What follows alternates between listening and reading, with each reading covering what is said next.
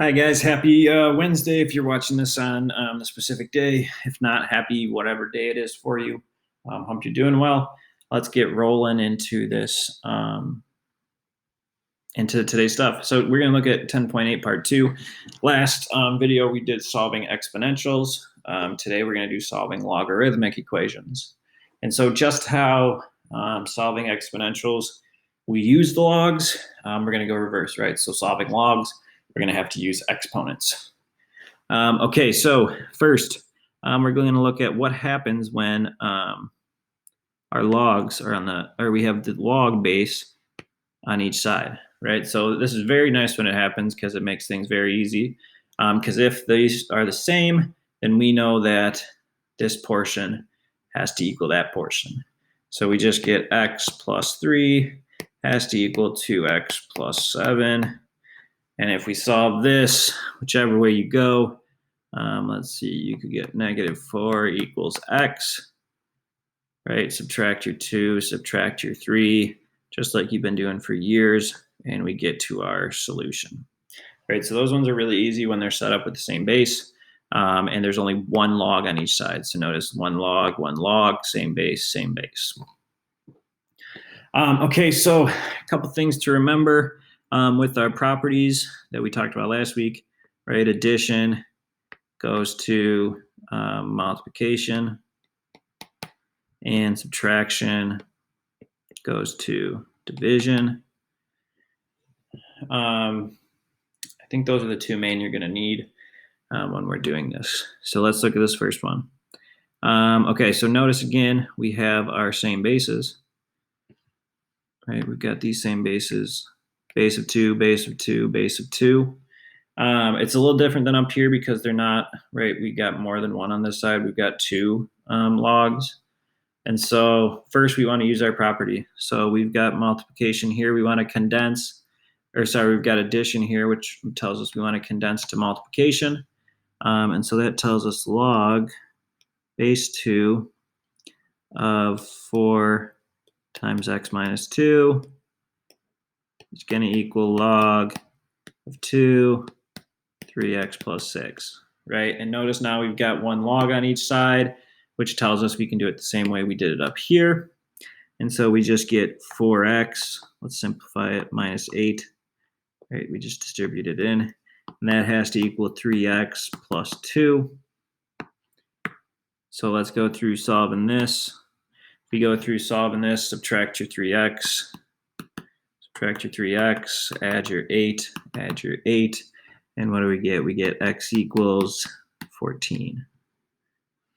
Cool. So notice this is nice that we could condense it down into one log each, and they had the same base, so then you just set the inside pieces equal to each other and solve from there. All right, let's keep rolling. Next, what happens if we only have one log? Okay, so notice up here we had logs on both sides. Now we're going to look at when we only have logs on one side. Okay, so we've got log base 3 of 2x plus 1 is equal to 2. Hopefully this might not stick with you, but when we first introduced logs, it was the key phrase that logs are exponents, right? So we can write log base A of B is equal to C. That is the same as saying A to the C power equals B. Okay, so this is going to really help us because it gets rid of our log, and it's going to make sure that our x value here is here and not in that exponent.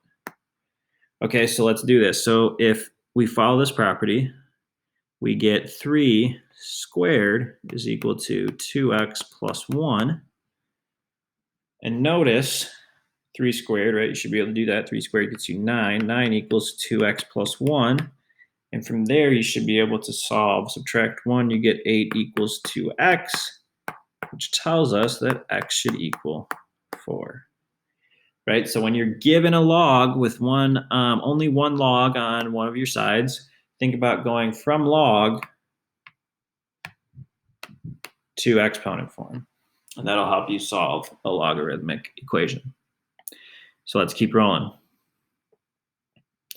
Okay, so let's look at this one. Our ln comes back up. I know a couple of you said that the ln and the e were giving you a little bit of trouble, so hopefully working with them a little bit more this week will help clear up some issues. So up here, we had log base 3. So we just want to make sure we know that ln is the same as saying log with the base of e. Right, so if it helps you to rewrite it, I kind of like to rewrite it because then we can just follow our log exponent, our log to exponent form that we did up here, right? So if we follow that again with this, we get e to the 5th equals x, right? So it's already set up for us. All we got to do is evaluate e to the 5th. Okay, so let's figure out what e to the 5th is. E to the 5th equals 148.41.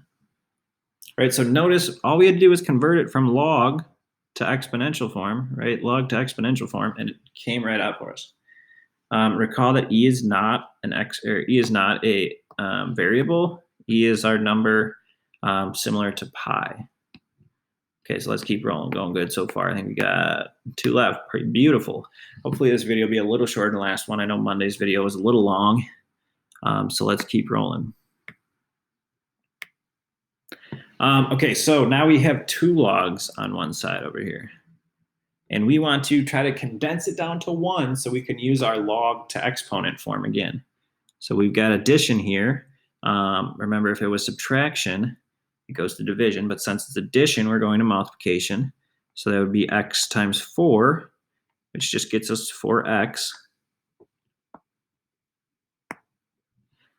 And so let's look at going to 1 log. So we get log, I don't know why it's not letting me write right now.